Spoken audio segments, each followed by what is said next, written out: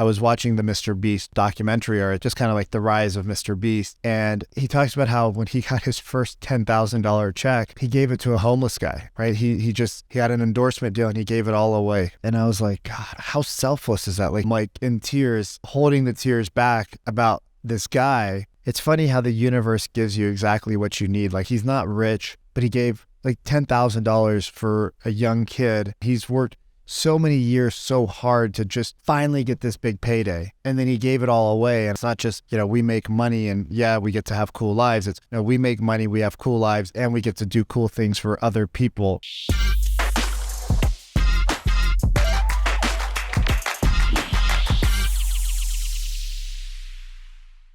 Welcome back. This is Vikram Deol. You are on my YouTube channel where we talk business, we talk life, and today we talk about something that's a little personal to me. And I know that this is typically a channel for real estate agents, but I think that this message is timely. I think it's important, and I think it ties into our why and why do we do the things that we do. And I wanted to share a story. If I get emotional on this, I'm already getting emotional on it. If I get emotional, just bear with me, and maybe my editors will cut it out. I remember when I was young and we were driving, and my dad's a doctor. My dad's, I didn't grow up in a poor household. I wasn't one of those kids that grew up on the wrong side of the street. We never had to suffer for money.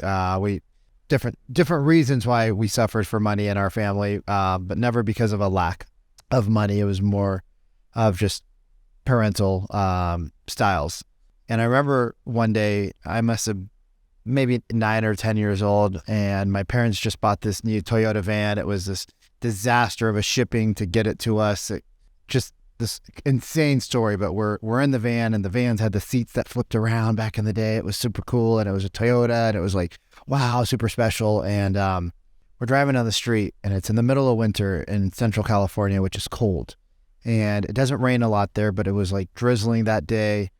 And we just get off the freeway coming from the airport. I'm not sure where we were going, why we were coming, but I remember getting off the freeway, and we see this family, and I'm with my mom and my dad, and there's this family, like a couple of kids and a mom, and I don't even know if they had a sign up. It was dark, it was nighttime, it was cold, and for some reason we pulled over. Maybe I asked my dad, maybe my dad said something. I don't know the details, but we pulled over and we offered, I said, Dad, we got to give him some money, right? I think it was me, actually. I was like, Dad, we got to give him some money, right? We were eating some McDonald's or something before we knew what was in McDonald's food.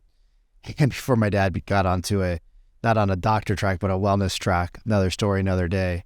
My dad's actually a very big inspiration to me. And although we've had our ups and downs in life, there's a lot of things about my dad that I'm really proud that he's my father. And we're driving and we pull over. And as we pull over, my dad gives me a $5, and I go and I run to the family, and there's like, I think we saw 1 or 2 kids, but she was holding a baby, right? So she's got like 2 or 3 kids, and I give them a $5 bill, and she's like, thank you, thank you, thank you. Kids looked at me and smiled, right? Just so appreciative. And I remember going back to the car, and I'm like, I was like, Dad, we have to give him more money. And he goes, why? And I said, they can't even afford a Happy Meal, right? Like that was my frame of reference as a kid. I didn't know you could go to a grocery store and buy a bunch of food back then for $5, right? Or not a bunch of food, but some food. So he goes, okay, go get the $5 back from him and give him the 20. And, me being a kid, I go back to the lady and I said, hey, here's more money, go do something with it, right? Go buy food, get your kids something. We didn't grow up where we knew about shelters or anything like that. I just figured they had a house, right? Like as a kid, I just figured everybody had a house. And anyways, my dad gives me the 20, and I come back to the car and I go, my dad goes, did you give her the 20? I said, yeah. He said, did you get the 5 back? I said, Dad, they don't have any money. Like I can't give money back from a person who doesn't have anything. And he goes, and I just saw him and my mom. Like I don't remember if they said anything. I just remember they looked at each other and they're like, I think they realized like they were doing something right in life, right? They realized they were doing something right in life. And yesterday with our team, we created a vision board, right? I've been building our team lately, and I really wanted to impact them in a more positive way. And I wanted to give them stuff that I've had experience and exposure to. And we did our team meeting on Wednesday, and we were talking about our whys. And one of the guys on my team, mid 40s, he says, nobody's ever asked me why I'm here in this planet. Like, I just kind of exist and I don't know what I'm doing, like why I'm here, what's my purpose. And it was like a really touching moment. And, we had already planned to do a Friday vision board session. And, like I put pictures of Range Rovers and big yachts and big mansions and, and as much as that all excites me, I'm 41, I don't have any of that. And feel like I've lived a very blessed, very successful, very impactful life on this earth, even though I am not a millionaire, and even though I'm not a billionaire, and even though I've done a lot of really stupid shit, I also feel like I've done a lot of really impactful things. And it's always the things like that help other people that make me happy, right? I remember my dad asked, why do you want to be a coach, son? Why do you want to help other people? Like, you're so talented at sales and you sell real estate and you do such a good job of it and you're making so much money there. Why not just like forget building this team and just sell houses yourself and not give any away, the commission away or any of the profits away, and keep it all for yourself? And I said, Dad, remember when I was sold Cutco knives? I said, yeah. I said, remember at 18 years old, that summer, you and I built out the Cutco office and you picked up the dog shit. And, remember when I hired my first employee at 18 years old, and I had my first lease, and we hired our first team member that was going to be a salesperson, and they made their first sale, and I called you and I was so excited that, other people were having impact. And he goes, yeah, kind of, it's been like 20 years. But yeah, I do remember those stories. And I said, I made less money that summer, right after all the bills and expenses and everything I made less money that summer than I did if I would have just sold, $100,000 worth of knives. But I got to impact others, and that's what really felt good to me. And I knew that in all of the business adventures I had, like, yes, I could be the front line and I could be the person doing all this stuff. Like, I have the abilities and the brain, just like everybody else does, to learn and do and create. But I was like, Dad, I just love the feeling of giving back to others. And this morning I'm hanging up. It's so funny. Like this morning I was cooking breakfast and I was watching the Mr. Beast documentary, or it's just kind of like the rise of Mr. Beast. And he talks about how when he got his first $10,000 check, he gave it to a homeless guy, right? He had an endorsement deal and he gave it all away. And I was like, God, how selfless is that? Like, he's not rich, but he gave like $10,000 for a young kid, 18, 19, 17, 18, 19 years old, is so much money, right? So much money. And he's worked so many years so hard to just finally get this big payday. And then he gave it all away. And I'm sitting there cooking this morning and I'm like in tears, like holding the tears back about this guy. And as I make my vision board, I was like, I really want to hang it like right there. I'm actually looking at it right now. And I have a whiteboard. Maybe I'll snap a photo of it so that you guys can see it. I have a whiteboard as I'm living here in Medellin, Colombia for the next few months. And I have a whiteboard, and it's so funny. All the materialistic things, except for there's 3 things on there. There's a Cartier watch, there's 2 Range Rovers, and I'll explain why those matter.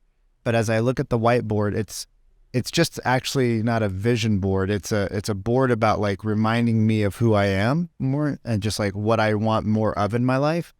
And my old vision boards never were inspiring to me because it was always like money and, fancy this and fancy that. And it never inspired me. And I would always just they would just sit there and they never got me to think about anything, right? Because it didn't feel really genuine because, like I've lived in big places, I've lived in small places. And for the last 11 years of my life, I haven't had more than a 2-bedroom apartment, right? I haven't had a garage that was my own. I haven't had a, big game room, media room. I've always had just like, even currently right now in Medellin, I have a 2-bedroom apartment. It's beautiful. It's nice. Gets the job done. But I've never had a home since my divorce, right? Like even when after I got divorced, like something went haywire in my brain, and I never bought a home after that. And even though we sold hundreds of millions of dollars in real estate, I never bought something because psychologically I was still fucked up. And so as I look at this vision board, the house is covered, the boats are covered, right? Like all the materialism that is there is covered, but what remains is like my friends like Sharon and Cody, Bedros, graduation picture from the project, creating like the businesses I want, and my family, my friends. I have a picture of a Cartier because that's the one watch that I've always wanted my parents to buy me. And I've never bought myself an expensive watch. I've bought expensive things, but never a watch, because for me, it was like, there was this thing in my brain that felt like I wasn't good enough. If my parents wouldn't buy me this watch for college graduation, then I just felt like I wasn't worthy of it. And so I never bought one, bought a lot of other things. And then I have 2 Range Rover pictures up there. And the Range Rovers are significant to me because it's been 4.5 years since I sold my last one. And I thought by now, at this point in my life, I'd be making, millions of dollars, and, I'd have the Range Rover again, and I would, things would be different. And through my adventures and, trials and tribulations of life and opening up, this is like 3 businesses in the last 4 years, just things don't work out the way that you want. Right in the smack of the middle of my vision board, it says, always remember that your present situation is not your final destination. The best is yet to come.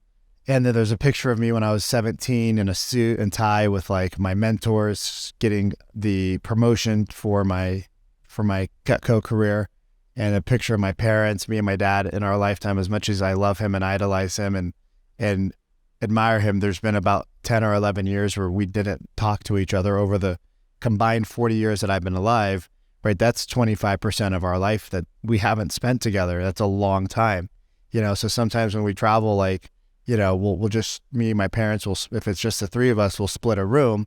And people are like, why do you do that, right? Like, why don't you just get your own room? I was like, because, there's something that happens in the morning and at night when your subconscious is at its like lowest guard when you wake up, and, like you have those moments together, which we've lost a lot of because we were, I was probably a shitty kid thinking that my parents owed me something when I owed my parents so much more. And then as I was watching the Mr. Beast thing this morning, my grandma, my last grandparent alive, she loves giving back. Mr. Beast is talking about how he's got a philanthropy and he gives back and he does all this stuff, and Tony Robbins, and he does all this stuff.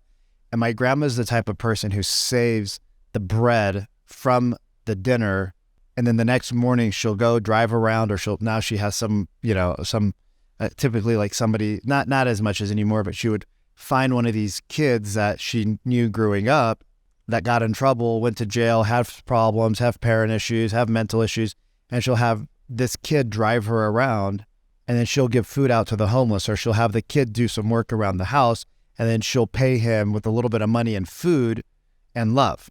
And I'm watching Mr. Beast, and there's this little white spot that was just right on top of me in a picture of my grandma from probably, 6 months ago when I saw her, about 3 or 4 months ago when I saw her, and she's smiling and I'm smiling. And I'm like, what's supposed to go there, right? There's a couple of empty spots on this board. What's supposed to go there?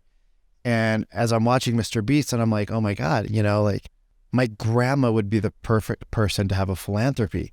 Like if she got $1 million right now, she'd probably give it all away. She has this house that they started when my grandpa was alive, and, grandpa passed away, and the house is just it's just not important to her. Like, I'm sure she'd love to get it fixed, but she's more excited about buying a new tractor for the farm than she is about fixing up a house that she doesn't need 10,000 square feet for, right? So for her, that's like not a priority. And, she came to this country at 16, 17 years old, and she's lived in the same house. She raised her whole family in a super small house. She doesn't need a 10,000 square foot house for herself. So it's like not that exciting. But if I gave her $1 million, she'd probably give it all away, right? She probably wouldn't even think about like, do I need to do some stuff for the farm? Do I have any bills? I have no idea what she has, but she would probably give it all away, and that would make her happy. And I was like, wow, we should start Mama T's philanthropy. Like we should start Mama T's charity. so that she can just go and have money and give it to the people. And as I look at this board, I just see the memories of the experiences and the travel, and the whiteboard completely covered up all the materialistic things. And it's like, yeah, when I have kids, I want to put them in a safe house. Obviously, that's important. But do I need a 100-foot yacht? I don't know. But it's funny how the universe gives you exactly what you need. Like, I want to build a team and have a team culture where everybody loves each other, supports each other, right? They think about the big picture of why we're here together, not about themselves, right? We're not a individual, we're an organization, right? We are the human race. We're the company, right? And the company that does good for others. It's not just, we make money and we get to have cool lives. It's, we make money, we have cool lives, and we get to do cool things for other people that are in need right now. And I don't know, it just has me thinking a lot right now. And I just had to come out and share it because, I have people I can share it with, but I don't have like people who I would just call on a regular and tell all this stuff to. So you're my family. So I hope this has some impacts on you. I think you guys, if this impacted you, I think you'd probably cry as well if you saw Mr. Beast's rise and just how selfless he is and how he just keeps giving everything back. And, and the last thing I'm going to say is if there's somebody in your family that you want to have a relationship with and you want to talk to and you want to rekindle that, it doesn't make you less of a man or a woman to go and say, I love you and I want to make this work. And I know we're probably going to have ups and downs again, but I just want us to be whole and I want to be there with you. And I don't want to miss any more time because you guys, let me tell you, you have less summers together than you think you do. And we don't know when the Grim Reaper's coming for us. So give freely, love freely. Don't hold grudges against people. It's just not worth it.